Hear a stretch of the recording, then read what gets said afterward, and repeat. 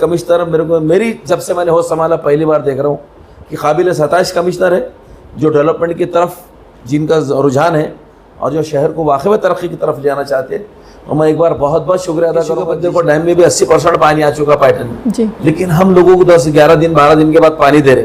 तो इसका साफ मतलब ये है कि जीवन प्राधिकरण के लोग और कॉर्पोरेशन के हमारे जो वाटर सप्लाई के इंजीनियर हैं जी, ये किसी तरीके से लोगों तक पानी पहुंचाने में पूरी तरीके से विफल हो रहे हैं, यानी कि नाकाम हो रहे हैं। तो इसके खिलाफ में MIM पार्टी पहले जिम्मेदारों से मिलने वाली है, कमिश्नर साहब से मिलने वाली है, और एक बड़ा आंदोलन इसको देश में जब मुख्यमंत्री थे उस वक्त भी बहुत आंदोलन चलाए गए थे औरंगाबाद के नाम से। और जब कांग्रेस की हुकूमत थी तो विलासराव देशमुख ने ये यकीन दिलाया था कि हम सुप्रीम कोर्ट के अंदर हम इस बात की गारंटी दे देने वाले हैं कि शहर औरंगाबाद का नाम मास्टर हुकूमत बदलने वाली नहीं जी।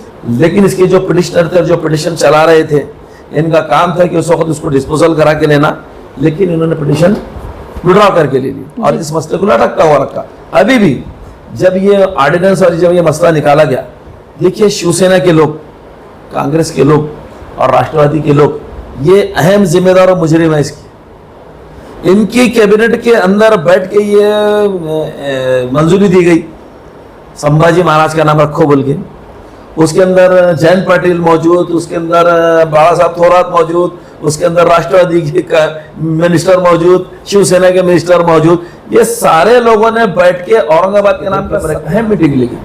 इस मीटिंग के अंदर शहर के तमाम जिम्मेदार लोग मौजूद थे और इनकी मौजूदगी में यह तय हुआ कि इम्तियाज जलील साहब पिटिशनर बनेंगे जी। इम्तियाज जलील साहब को पिटिशनर जो है तो इत्तेफाक राय से मंजूर किया गया, लेकिन बाद में हमारे जनाब मुश्ताक साहब ने उनकी ख्वाहिश जाहिर की कि क्योंकि पहले मैं पिटिशनर था और मेरे को इसका पूरा तजुर्बा है, लिहाजा मेरे को पिटिशनर बनाया जाए जी। तो सब लोगों ने फिर राय कायम की कि जानो इनको तजुर्बा है, लिहाजा इनको पिटिशनर बनाया जाए। और पिटिशनर बनाने के बाद में सबसे खास बात मैं कहूंगा कि मारले जर यानी कि सरफे से जी MIM पार्टी ने भी फंड दी, जिम्मेदारों ने फंड दिया और पिटिशन दाखिल किया। इज्तिमाई तौर पर अगर उन्होंने यह तय किया था कि कोई डेलीगेशन देना है या कोई मेमोरेंडम देना है या कोई मेजर देना है जी, तो ये उनकी जिम्मेदारी में आता था कि उन्होंने तमाम जिम्मेदारों से रुजू होना चाहिए था, इम्तियाज जलील साहब से भी बात करना चाहिए था, उनको बुलाना चाहिए था। अगर आप ज़हनी तासुब रख के अगर कोई काम को आप इज्तिमाई दिखाएंगे तो मेरे को नहीं लगता भोगते फिर रहे। तो मेरी उनको राय है कि ऐसे आवारा कुत्तों ने सबसे पहले वेद प्रकाश शर्मा की उस कालगी को पढ़ना चाहिए कि वेद प्रकाश शर्मा काबिल इंसान है, इस मुल्क उत्तर प्रदेश के रहने वाले और बनारस यूनिवर्सिटी या कोई यूनिवर्सिटी के वाइस चांसलर रह चुके हैं। उन्होंने जब तज्जिया करा, पूरी जिंदगी का तज्जिया करने के बाद में इस नतीजे पे पहुंचे और आप सल्लल्लाहु अलैहि वसल्लम के बारे में अपनी किताब में क्या लिखते जी। और मेरे सरवरे कौनैन किसी की तारीफ की और किसी के भोगने के मोहताज काम को करते हैं, सड़क पर उतर कर, रास्तों पर उतर कर, चौराहे पर उतर कर, डेमोक्रेटिक तरीके से, लोकशाही तरीके से, तो ये MIM पार्टी करती। तो अब उनको मालूम उनके पास दिखाने को तो कुछ है नहीं, तो क्या होता है कि MIM पार्टी कमजोर हो रही। मेरे भाई साहब, MIM पार्टी को आप कमजोर समझने की गलती मत करो। आपने पहली गलती करे, इम्तियाज जलील साहब चुन के आ गए, फिर आपने कमजोर समझे, वो खासदार चुन के आ गए, अब आप कमजोर समझ रहे हैं, इंशाल्लाह 15-20 हमारे फिर मास्टर चुन के आ जाएंगे। औरंगाबाद समाचार में आप सबका इस्तकबाल है। मैं हूं शेख आयशा जिलानी। आज हम लोग मौजूद है आरिफ हुसैनी साहब इनके दफ्तर पर, जो कि MIM के प्रवक्ता है, और इनसे सिटी के ताल्लुक से कुछ बुनियादी मौजूआत पर हम बातें करने आए हैं और सियासी कुछ डिस्कशन इनसे करते हैं आज। अस्सलाम वालेकुम। वालेकुम सलाम। सर, मैं आपसे सबसे पहले ये पूछना चाहती हूँ कि अभी रोशन गेट से लेकर शाह बाजार के जो आप रास्ता आपके ज़रिए से यहाँ पर काम चालू है, तो इसके बारे में आप क्या बताना चाहते हैं कि क्या क्या दुश्वारियाँ आपको पेश आई? देखिए, स्मार्ट सिटी की जो फंड दिया गया था सेंट्रल गवर्नमेंट की जानिब से जी, इस 1000 करोड़ के अंदर 300 करोड़ रुपए रास्ते के लिए मुख्तस किए गए थे, यानी कि इसको रिजर्व किया गया था जी, स्मार्ट सिटी के लिए, शहर को स्मार्ट बनाने के लिए जी।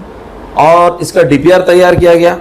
DPR तैयार करने के बाद में, इसका डिजाइन तैयार करने के बाद में टोटल 300 करोड़ रुपए के अंदर 111 रोड बनाने का तय हुआ जी। लिस्ट जो तैयार की गई थी 111 रोड की थी, लेकिन ओल्ड सिटी के अंदर मैं खास तौर से कहूँगा, ओल्ड सिटी यानी कि आप कारपोरेशन से लेके तो आज़ाद चौक तक जी, तो इसको ओल्ड सिटी माना और गिनार जाता है।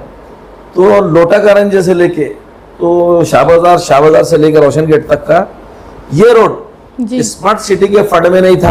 अच्छा। 111 रोड में नहीं था। लेकिन इसकी हमने पूरी क़यादत की। इम्तियाज़ जलील साहब ने क्रॉसपॉन्डेंस किया कमिश्नर से, उसी के साथ साथ इसको लीड किया हमारे नासिर सिद्दीकी साहब ने, फिरोज खान साहब ने, मैंने खुद। तो ये हम लोग इसके आगे पीछे लगे रहे। और हमारे मैं कहूँगा कमिश्नर जनाब जी श्रीकांत साहब जी, ये मेरी नज़र में ये तरक्की को बढ़ावा देने वाले, शहर को डेवलपमेंट की तरफ ले आने वाले और ऐसे कमिश्नर मेरी जब से मैंने होश संभाला पहली बार देख रहा हूँ कि काबिल सताइश कमिश्नर है जो डेवलपमेंट की तरफ जिनका रुझान है और जो शहर को वाकई में तरक्की की तरफ ले आना चाहते हैं। और मैं एक बार बहुत बहुत शुक्रिया अदा करूँगा जी श्रीकांत साहब का कि उन्होंने MIM पार्टी के हमारे इस डिमांड को कबूल करते हुए ओल्ड सिटी का एक कम से कम 4 से 5 करोड़ रुपए का रोड जी उन्होंने मंजूर करके दिया, जिसका ये काम चालू है और ये काम बहुत जल्दी जो तो अमल अंजाम में देने जा रहा है जी। तो सर अभी और आगे औरंगाबाद की जनता के लिए ऐसे कौन कौन से रास्तों के काम है जो आपके जरिए से होने बाकी है फ्यूचर में? जी अभी देखिए जनाब जी श्रीकांत साहब ने इस रास्ते को मंजूरी दी है, रोशन गेट से लेकर कटकट गेट तक जी ये रास्ता भी मंजूर किया गया। और ओल्ड सिटी के अंदर एक ही रास्ता बचा हुआ है अब मेरी नजर में जी कि हमारी एक मस्जिद है यहाँ से गंजे शहीदा मस्जिद से बाईजीपुरा होते हुए NGM के रास्ते को जाने वाला जी, बस इतना एक रास्ता है। अगर इसकी मंजूरी मिल गई तो ओल्ड सिटी के अंदर जो मेजर रोड है, जो बड़े रोड है, जो कनेक्टिविटी के रोड है, ये रास्ते के काम पूरे हो जाएंगे, ऐसा मेरा मानना और ऐसा मेरा जानना है जी। और दूसरा इशू है पानी का जी, पानी के इशू के ऊपर देखो डैम में भी 80% पानी आ चुका पैटर्न में, लेकिन हम लोगों को 10-11 दिन 12 दिन के बाद पानी दे रहे। तो इसका साफ मतलब ये है कि जीवन प्राधिकरण के लोग और कॉर्पोरेशन के हमारे जो वाटर सप्लाई के इंजीनियर हैं जी, ये किसी तरीके से लोगों तक पानी पहुंचाने में पूरी तरीके से विफल हो रहे हैं, यानी कि नाकाम हो रहे हैं। तो इसके खिलाफ में MIM पार्टी पहले जिम्मेदारों से मिलने वाली है, कमिश्नर साहब से मिलने वाली है और एक बड़ा आंदोलन इसके ऊपर छेड़ने वाली है। आपने 54-56 टाकियां बनाने का तयखुन दिया, आपने यकीन दिलाया, फिर इतनी सुस्त रवि से काम क्यों चल रहा है जी? आप जल्दी से जल्दी काम करो, क्योंकि लोगों की जिंदगी से जुड़ा हुआ मसला है जी, ये लोगों की जरूरियात जिंदगी का मसला है, पानी का मसला। हम चाहते हैं कि एक दिन आड़ 2 दिन आड़ पानी मिले और सस्ता पानी मिले जी। महाराष्ट्र में सबसे ज्यादा महंगा पानी, यानी कि पूरे देश में सबसे महंगा पानी, 12 दिन में एक बार पानी आ रहा है, लेकिन पानी पट्टी अब 4000 के ऊपर ले रहे। सबसे महंगा पानी यानी कि औरंगाबाद के लोगों ने लिया। हम चाहते हैं कि पानी 1 दिन और 2 दिन आ रहा है और सबसे सस्ता पानी अगर अब कहीं मिले तो वो भी मिसाल औरंगाबाद की होगी जी। तो आरिफ हुसैनी सर, ये जो अपने चंपा मस्जिद से लेकर चंपा चौक से लेकर जालना रोड तक का जो रास्ता है, तो ये इल्तिवा में अब तक क्यों पड़ा हुआ है, इसके बारे में आपका क्या कहना है? देखिए आप इसकी मेरे ख्याल से मास्टर प्लान की बात कर रहे हैं जी। देखिए दमड़ी महल से लेके तो जालना रोड तक जी, ये रास्ता 100 फीट का रोड है, इसमें कोई शक नहीं है कि चंपा चौक तक दमड़ी महल से 100 फीट का रास्ता है, लेकिन ये रास्ते की कुशादगी और ये रास्तों का चौड़ीकरण करना, इस रास्ते का मास्टर प्लान करके जालना रोड को मिलाना बहुत जरूरी है। क्यों तो शहर के अंदर तेजी से जो तो पॉपुलेशन बढ़ रहा है, व्हीकल्स बढ़ रहे हैं, ट्रैफिक बढ़ रहा है और 1970-72 के प्लान में डाला हुआ है, 50 सालों से इसके ऊपर कोई इम्प्लीमेंटेशन नहीं हुआ है। लेकिन बार बार हमने जी श्रीकांत साहब से इस बारे में बात कही है और उन्होंने इसका पुढाकार भी लिया था, उन्होंने इसको लीड भी करना शुरू किया था, लेकिन किसी वजह से काम ज़ेरे इल्तिमाम पड़ा हुआ है। लेकिन कोशिश करके इंशाल्लाह MIM पार्टी इस रास्ते को निकालने की पूरी कोशिश करेगी। सवाल बहुत सही था जी। आरिफ हुसैनी सर, अभी जो औरंगाबाद के नाम का मुद्दा है काफ़ी ज़्यादा गरमाया हुआ है हमारी सिटी के नाम का, तो क्या इसमें सिर्फ MIM पार्टी को ही टारगेट करना सही है? किसी पार्टी के वजह से ही इसका नाम, आपका इस बारे में क्या कहना है? देखिए दरअसल ये बात जो है तो शिवसेना की बुनियादी इस नाम के साथ शहर औरंगाबाद में, शायद ये लोगों को नहीं मालूम जी कि शिवसेना जब औरंगाबाद में तो उन्होंने पहले औरंगाबाद के नाम को बदलने के लिए एक साजिश रची थी। पहले इसके नाम की खड़की की आवाज दी गई थी, इसका नाम खड़की रखा जाए। फिर नहीं मालूम उनके नेता को, उनके सुप्रीमो को कोई ख्वाब पड़ गया तो फिर उनको संभाजी महाराज याद आ गए, फिर उन्होंने संभाजी महाराज का नाम शुरू किया। इसका जन्म, इसकी बुनियाद रखने वाली ही शिवसेना है। और रहा सवाल कि जैसा आप कह रहे हैं कि हमको मौरूद इल्ज़ाम ठहराया जा रहा है औरंगाबाद के नाम के अंदर, तो मैं पूरे शहर औरंगाबाद से साफ तौर पे कहूँगा कि विलासराव देशमुख जब मुख्यमंत्री थे उस वक्त भी बहुत आंदोलन चलाए गए थे औरंगाबाद के नाम से, और जब कांग्रेस की हुकूमत थी तो विलासराव देशमुख ने यह यकीन दिलाया था कि हम सुप्रीम कोर्ट के अंदर हम इस बात की गारंटी दे देने वाले हैं कि शहर औरंगाबाद का नाम मास्टर हुकूमत बदलने वाली नहीं जी। लेकिन इसके जो पिटिशनर थे, जो पिटिशन चला रहे थे, इनका काम था कि उस वक्त उसको डिस्पोजल करा के लेना, लेकिन इन्होंने पिटिशन विड्रॉ करके ले ली और इस मसले को लटकता हुआ रखा। अभी भी जब ये ऑर्डिनेंस और जब ये मसला निकाला गया, देखिए शिवसेना के लोग, कांग्रेस के लोग और राष्ट्रवादी के लोग ये अहम जिम्मेदार और मुजरिम है इसकी। इनकी कैबिनेट के अंदर बैठ के ये मंजूरी दी गई, संभाजी महाराज का नाम रखो बोल के, उसके अंदर जयंत पाटिल मौजूद, उसके अंदर बाबा साहब थोरात मौजूद, उसके अंदर राष्ट्रवादी के मिनिस्टर मौजूद, शिवसेना के मिनिस्टर मौजूद, ये सारे लोगों ने बैठ के औरंगाबाद के नाम का सत्यानाश किया और इन्होंने संभाजी महाराज के जो रेजोल्यूशन पास करके रखा। अब उसके बाद में इनके आपस में झगड़े हुए जी। अब इनका गद्दार का टोला निकला, एक वफादार का टोला निकला, तो अब औरंगाबाद के नाम के पूरी राजनीति चली इनकी। तो अब वो हालात के हिसाब से जो मुख्यमंत्री बन गए, उनको लगा उद्धव ठाकरे ने अच्छा छपर संभाजी महाराज रखे क्या, हम चाहते हैं इनका नाम छत्रपति संभाजी महाराज रखा जाए। ये सिर्फ नौटंकी और ड्रामेबाजी चली नाम के ताल्लुक से। अपनी सस्ती शोहरत पाने के लिए इनके पास में महाराष्ट्र के डेवलपमेंट के लिए कोई काम नहीं था, कोई प्रोग्राम नहीं था, सिर्फ गंदी राजनीति के औरंगाबाद के नाम को बदला। और कुछ लोग जो जिम्मेदार, जो अभी अभी शिवसेना के अंदर जिनका जन्म हुआ, ऐसे लोग अगर हमको मौत इल्जाम ठहराने की कोशिश करेंगे, तो आप में अगर हिम्मत है और आप वाकई में अगर औरंगाबाद के नाम से मोहब्बत है, तो जाओ अपने सुप्रीमो से कहो कि भाई क्यों तुमने औरंगाबाद के हमारे नाम को बदला, फिर से हमारे नाम के लिए आप कोशिश शुरू कीजिए। देखिए सिद्दीक मोतीवाला साहब के पास, मैं शहर के लोगों को ये बात बता देना चाहता हूँ कि इस बार जब पिटिशन हाईकोर्ट में डाला गया, तो सिद्दीक मोतीवाला साहब के घर के ऊपर एक अहम मीटिंग ली गई। इस मीटिंग के अंदर शहर के तमाम जिम्मेदार लोग मौजूद थे और इनकी मौजूदगी में यह तय हुआ कि इम्तियाज जलील साहब पिटिशनर बनेंगे इसके जी। इम्तियाज जलील साहब को पिटिशनर जो है तो इत्तेफाक राय से मंजूर किया गया, लेकिन बाद में हमारे जनाब मुश्ताक साहब ने उनकी ख्वाहिश जाहिर की कि क्योंकि पहले मैं पिटिशनर था और मेरे को इसका पूरा तजुर्बा है, लिहाजा मेरे को पिटिशनर बनाया जाए जी। तो सब लोगों ने फिर राय कायम की कि भाई जानो इनको तजुर्बा है, लिहाजा इनको पिटिशनर बनाया जाए। और पिटिशनर बनाने के बाद में सबसे खास बात मैं कहूंगा कि मारले जर यानी कि सरफे से MIM पार्टी ने भी फंड दी, जिम्मेदारों ने फंड दिया और पिटिशन दाखिल किया गया। लेकिन जो लोग बोलते कि इन्होंने वहां नहीं उठाए, इन्होंने यहां नहीं उठाए, अरे हम तो पूरी लड़ाई लड़ने के लिए तैयार थे, लेकिन जब लोगों ने इत्तेफाक राय से अगर पिटिशनर को तय कर दिया, हम करें तो क्या करें। अब ठीक है, आप कोर्ट में चले गए, आपने कहा कि ठीक है हाई कोर्ट में नहीं होता, सुप्रीम कोर्ट में चलना है। कपिल सिब्बल साहब से इम्तियाज जलील साहब ने टाइम लेके दिया, आपको फीस में डिस्काउंट करा के दिए, लेकिन अगर नतीजे फेवर में नहीं आए और मुजरिम आपके सामने 3 पार्टी के लोग, तो इम्तियाज जलील साहब और MIM पार्टी कहां से, ये कौन बेवकूफ लोग हैं जो खुशफहमी की दुनिया में जिंदा रह रहे और उल्टे सीधे सवाल करते फिर रहे। इनका साफ मतलब है कि ये लोगों से कुछ होता नहीं, ये छिचोरे लोग हैं जो ऐसे बेतु की बातें कर रहे। देखिए जिम्मेदार लोग अगर है, तुमको थोड़ी भी सियासत समझती है, तो इसके अहम जिम्मेदार राष्ट्रवादी कांग्रेस पार्टी और शिवसेना ने मिलकर ऑर्डिनेंस पास किया और उसी को आगे बढ़ा के शिंदे की गवर्नमेंट ने जाके मंजूरी करा के सेंट्रल गवर्नमेंट से लेके आई। और आप कहते कि भाई आपने क्या आवाज क्यों नहीं उठाई। भैया जब आपका कोई मैटर सब्जुडिस होता है कोर्ट के अंदर, तो आप ऐसे इश्यू अगर उठा भी लिए, तो एक ही मिनट में स्पीकर कहता है कि आपका मैटर कोर्ट के अंदर चल रहा है और कोर्ट से बड़ा स्पीकर नहीं है, 2 मिनट में बात को बाजू रख दिया जाता।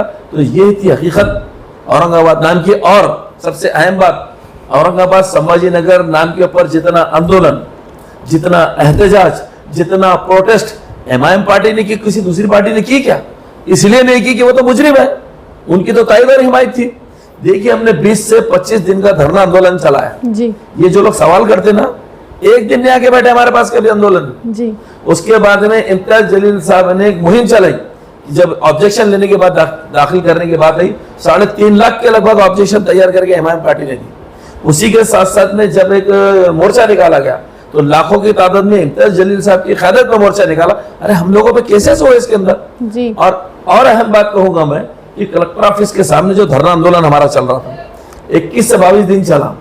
पुलिस ने जैसे लाके वहां पर कैमरा लगाई, तो आप तो कोई गलत काम कर रहे नहीं थे, डरने की जरूरत नहीं थी। लेकिन मैं आपको बताऊं, मेरे मुंह से मैं गलत अल्फाज नहीं निकालना चाह रहा, कि जितने लोग आज औरंगाबाद की हमदर्दी में झूठी और घटिया राजनीति कर रहे, इनका मेरे साथ सीधा सवाल मेरा इनसे है कि जिस दिन से पुलिस ने उनका कैमरा लाके लगाई, मैडम एक भी आगे बैठने को तैयार नहीं था, खौफजदा के पूरा भाग गए जी। ये पूरा भाग गए। हम लोग वहां रोज बैठते थे आगे, तो ये हमसे सवाल करेंगे क्या? औरंगाबाद के नाम की अस्मत हमको मालूम जी। और औरंगाबाद के लिए हमसे जो जो हो सकता सारे जतन हमने किए और इंशाल्लाह करते रहेंगे। सर, मुस्लिम नुमाइंदा काउंसिल की जानिब से जो एक मेमोरेंडम अभी पेश किया गया है, जो मजहब के ताल्लुक से जो इशू चल रहा है अभी, तो इसमें आपकी पार्टी के बड़े जिम्मेदारान जैसे कि इम्तियाज जलील सर और भी लोग वहाँ पर प्रदेश अध्यक्ष, ये लोग क्यों नहीं दिखाई दिए? इसमें क्या कहना है आपका? नहीं देखिए, नुमाइंदा काउंसिल ने अगर कोई इज्तिमाई तौर पर अगर उन्होंने यह तय किया था कि कोई डेलीगेशन देना है या कोई मेमोरेंडम देना है या कोई मेजर देना है, जी, तो ये उनकी जिम्मेदारी में आता था कि उन्होंने तमाम जिम्मेदारों से रुजू होना चाहिए था, इम्तियाज जलील साहब से भी बात करना चाहिए था, उनको बुलाना चाहिए था।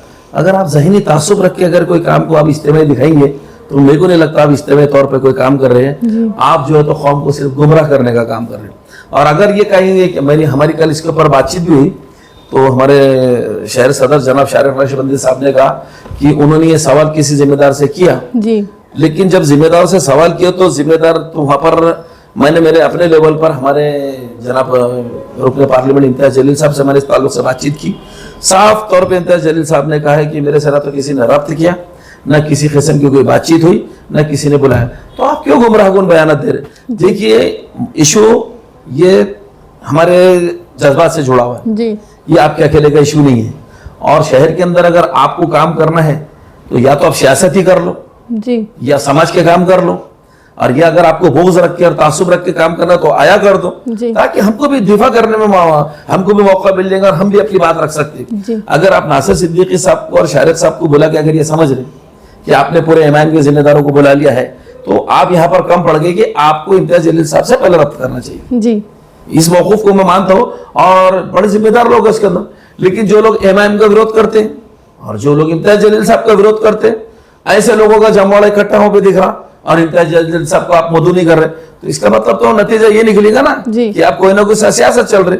और हम ऐसी उम्मीद और ऐसी तवक्को उनसे नहीं रखते। आइंदा के लिए उन्होंने मेरे ख्याल से इस बात को अगर उन्होंने उसके ऊपर अमल पैरा रहे और सबको इत्तेफाक राय से लेके चले तो बेहतर नतीजे समाज के हक में आ सकते जी।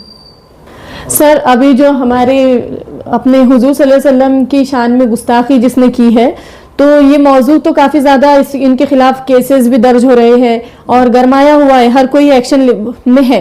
तो महाराष्ट्र गवर्नमेंट की जानिब से कुछ ऐसा उसके खिलाफ एक्शन लेने में इतना डिले हो रहा है, तो आप क्या कहना चाहेंगे इसमें? देखिए, किसी के माई के लाल में दम में गुस्ताखी कर दी, नंबर एक बात। क्यों तो सरवर कौरन मेरे सल्लल्लाहु अलैहि वसल्लम, इनकी असमत, इनकी अजमत, इनका एहतराम, इनका रुतबा इतना बड़ा है कि ये 2 टके के कबड़िए इनके भोग देने से या आवारा कुत्तों के भोगने से कुछ भी नहीं होता जी। दूसरी बात इसके अंदर ऐसी है कि वेद प्रकाश शर्मा एक बहुत बड़े हमारे ऑर्थर है, वो उन्होंने किताब लिखी है काल की जी। ये जितने भी छिजोरे भोगते फिर रहे हैं, तो मेरी उनको राय है कि ऐसे आवारा कुत्तों ने सबसे पहले वेद प्रकाश शर्मा की उस कालकी को पढ़ना चाहिए कि वेद प्रकाश शर्मा काबिल इंसान है, इस मुल्क उत्तर प्रदेश के रहने वाले और बनारस यूनिवर्सिटी या कोई यूनिवर्सिटी के वाइस चांसलर रह चुके हैं। उन्होंने जब तज्जिया करा, पूरी जिंदगी का तज्जिया करने के बाद में इस नतीजे पे पहुंचे और आप सल्लल्लाहु अलैहि वसल्लम के बारे में अपनी किताब में क्या लिखते जी। और मेरे सरवर कौनैन किसी की तारीफ की और किसी के भोगने के मोहताज नहीं है जी। क़यामत जब तक हमारी सांसें चल रही है, दुनिया के आखिरी दिन तक उनकी जो असमत है, उनकी जो इज्जत है, उसके अंदर रत्ती बराबर भी फर्क पड़ने वाला नहीं। लेकिन ये जो आवारा कुत्ते भोग रहे हैं, तो इनकी कोई बिसात नहीं है, इनकी कोई औकात नहीं, इनको कोई पूछ नहीं रहा है। देखिए, हमको सब समझ रहा कि कुत्ता भोग के किसके बगल में बैठा जाएगा, तो ये रास्ते हमको सब समझ में आ रहे हैं। लेकिन आने वाले कि तो तुम्हारी गंदी राजनीति के लिए, तुम्हारी घटिया राजनीति के लिए तुम अधर्मी लोग धर्म के अंदर हस्तक्षेप कर रहे हैं। देखिए, आज तक जितने भी संत गुजरे, संत ज्ञानेश्वर गुजरे हैं, संत कबीर गुजरे हैं, संत सूरदास गुजरे हैं, संत ज्ञानेश्वर, संत तुकाराम, कई संतों के मैं नाम लूंगा। ये संत थे ओरिजिनल जी। ये जो भोगते फिर नहीं आवारा कुत्ते हैं, ओरिजिनल संत जो है उनका हमारे पास एहतराम है जी। और जो महामंडलेश्वर गुजरे हुए जी, और जो जितनी दीनी हस्तियां गुजरी हुए हर मजहब की, चाहे वेदिक मजहब की कहो या मैं सनातन मजहब की कहूँ, कभी भी इन लोगों ने किसी के भी मजहब के खिलाफ में एक लफ्ज नहीं कहा, लेकिन आज के दौर के अंदर गंदी सियासत के अंदर घटिया लोग जो घटिया अल्फाजों का इस्तेमाल कर रहे हैं, ऐसे आवारा कुत्तों को पुलिस का काम है इनके गलों में पट्टे डाल के काल कोठरी में डालना, और अगर नहीं डालते तो भी हमारा कोई एतराज नहीं है, लेकिन हमारी असमत, उनकी अजमत, उनकी असमत, उनका एहतराम जो बरकरार है, जिनके पास बरकरार है, जो मानते हैं उनके पास, वो हमेशा ता हयात कायम रहने वाला है, आखिरी दिन तक कायम रहने वाला है जी। और आप ये जो लोग आज जो दंदनाते फिर रहे और बहुत अपने आप को होशियार समझ के बातें कर रहे, 2 महीने के बाद इनकी दास्तान भी नहीं रही, दास्तान में आज आप लिख के रख लो जी। जो सपोर्ट करने की बात कर रहे, जो भोगने वालों को पनाह देने की बात कर रहे, जी। 2 महीने के बाद इनकी दास्तान भी नहीं रहने वाली दास्तानों में। यही करम, यही रहम, यही ऊपर वाला हमारे साथ में, हम हक के ऊपर है और बातिल से हमारा टकराव है। तो इंशाल्लाह देखेंगे तुम ये माशरे के अंदर जलील खार होकर रहने वाले हैं। सर, अभी MIM पार्टी के वजूद औरंगाबाद से धीरे धीरे खत्म होते जा रहा है, ऐसा अपोजिशन वालों का कहना है, तो इस बारे में आप क्या कहेंगे? अब अपोजिशन में तो बहुत सारे लोग हैं जी। अब अपोजिशन वाले बेचारे खुले आंख से अगर ख्वाब देखते हैं और खुशफहमी की दुनिया में अगर जिंदा रहना चाहते हैं तो वो जिंदा रहे, हमने थोड़ी ठेका लिया उनको जाके उनको ख्वाब राहत दिलाने की। लेकिन MIM पार्टी के ताल्लुक से जो बात कर रहे हैं, देखिए अभी हमारे सदर मोहतरम जनाब इम्तियाज जलील साहब की कई पार्टियों से अलायंस की बातचीत चल रही है। क्यों चल रही है? इसीलिए चल रही है कि अपना वजूद महाराष्ट्र के अंदर MIM पार्टी रखती है जी। अपनी कुव्वत और ताकत रखती है, अपना संगठन मजबूत रखती है, इसीलिए बात चल रही है। और रही दूसरी बात की, देखो दूसरी पार्टियों का कोई काम नहीं है सड़क के ऊपर, ना एहतजाज करते, ना लोगों को राहत दिलाने का काम करते, ना लोगों के लिए सड़कों पर उतरते, ना लोगों के लिए लड़ाई करते जी। अगर ये सारे काम को करते, सड़क पर उतर कर, रास्तों पर उतर कर, चौराहे पर उतर कर, डेमोक्रेटिक तरीके से, लोकशाही तरीके से, तो ये MIM पार्टी करती। तो अब उनको मालूम उनके पास दिखाने को तो कुछ है नहीं, तो क्या होता है कि MIM पार्टी कमजोर हो रही। मेरे भाई साहब, MIM पार्टी को आप कमजोर समझने की गलती मत करो। आपने पहली गलती करे, इम्तियाज जलील साहब चुन के आ गए, फिर आपने कमजोर समझे, वो खासदार चुन के आ गए, अब आप कमजोर समझ रहे हैं, इंशाल्लाह 15-20 हमारे फिर महाराष्ट्र से चुन के आ जाएंगे। जी, तो अभी MIM पार्टी की जानिब से कौन कौन ख्वाहिशमंद है ऐसे लोग जो हमें देखने को मिल सकते हैं आमदार के इलेक्शन में? नहीं, देखिए अभी पूरे मास्टर लेवल से पूरे लोगों का जायजा लिया जा रहा है कि कौन कौन ख्वाहिशमंद है जी। और पार्टी भी ऐसे उम्मीदवारों को तरजीह देंगी जो वाकई में पार्टी के वफादारों में रहेंगे, पार्टी के हक में रहेंगे जी। और जो मुंतखब हो सकते, जीत सकते, क्यों तो आजकल इलेक्शन लड़ना मामूली बात नहीं जी। इसके वसाइल और इसके जरिए और इसके तकाजे बहुत महंगे, इनको कौन पूरा करता है और कौन रिजल्ट लेके आ सकता है। तो ऐसी चीज़ों का हमारे जनाब इम्तियाज जलील साहब उनके साथ में लोग बैठ के ये तय करेंगे कि जैसा इसका माहौल तैयार हो जाएंगे, महाराष्ट्र में कितने सीट लड़ाने वाले, जब मंजर हम पेंगे तो आपको ये बात बता दी जाएगी जी। तो ये थे आरिफ हुसैनी साहब, MIM के प्रवक्ता। तो हमने इनसे सारी डिटेल्स जानी है, मज़ीद तफसीलात इनसे इंटरव्यू में ली है, और बाकी खबरों के लिए देखते रहिए औरंगाबाद समाचार।